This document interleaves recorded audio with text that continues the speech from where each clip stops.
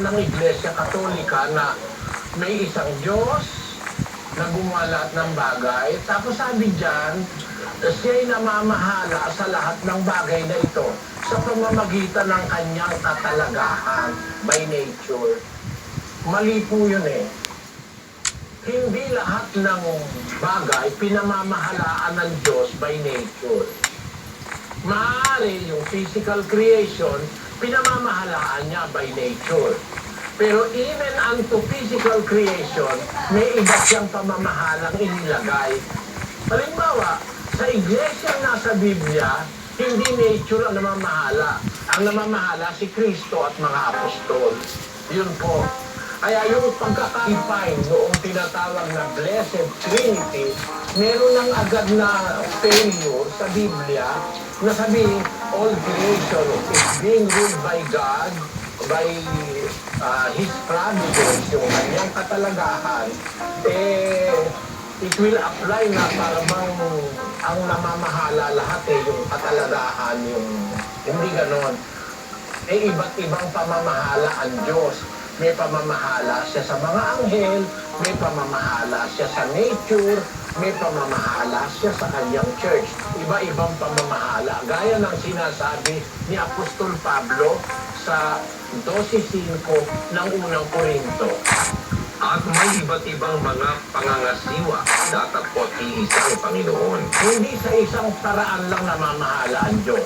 Ang kapansin-pansin pa sa doktrina ng Trinidad, sabi, sa isang Diyos na ito may tatlong iba't ibang persona. Ang Ama, ang Anak, at ang Espiritu Santo na tunay na pantay-pantay at walang pagkakaungusan.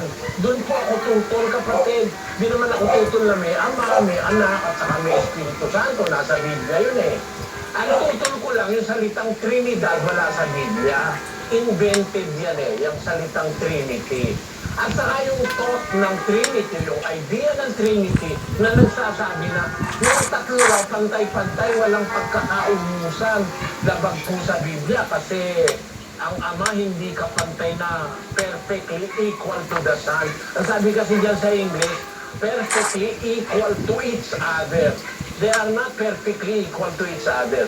Sabi nga ni Kristo sa 14:28 ng 1, paroroon ako sa Ama, sapagkat ang Ama'y lalong dakila kaysa akin. At hindi lang kaysa Kanya, lalo pang dakila kaysa lahat. This blank one, kapatid na Daniel. 29. Ang aking Ama na sa kanila ay nagbigay sa akin ay lalong dakila kaysa lahat. At hindi sila maaagaw ninuman sa kamay ng Ama. Ang Ama ay dakila kaysa lahat, dakila kaysa Anak, dakila kaysa Espiritu. Kaya naisusugo ng Ama ang Espiritu, naisusugo ng Ama ang Anak. Pero wala tayong mababasa sa Biblia na naisusugo ng Anak ang Ama o naisusugo ng Espiritu Santo ang Ama. So they are not perfectly equal. Bakit? On a principle of in spirit that the Lord Jesus Christ taught us, may isang prinsipyong espiritual na ipinakikilala si Kristo. 13:16 ng Juan. Katotohanan sinasabi ko sa inyo, ang alipin ay hindi dakila kaysa kanyang Panginoon, ni ang sinugo man ay dakila kaysa nagsugo sa kanya. Pwede yung sinugo dakila kaysa nagsugo sa kanya.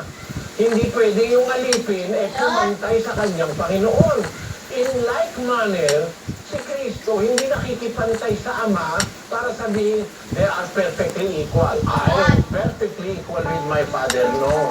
Kasi ang sabi niya, my Father is greater than I. Yun po sabi niya. On that note, tutol po ako sa Trinity. Pero on the note that there is a Father, a Son, and the Holy Spirit, ay sinasampalatayanan ko po dahil nasa Biblia yun, kapatid. Pero yung paliwanag na sinasabing they are perfectly equal, mali po sa Biblia. They are not perfectly equal.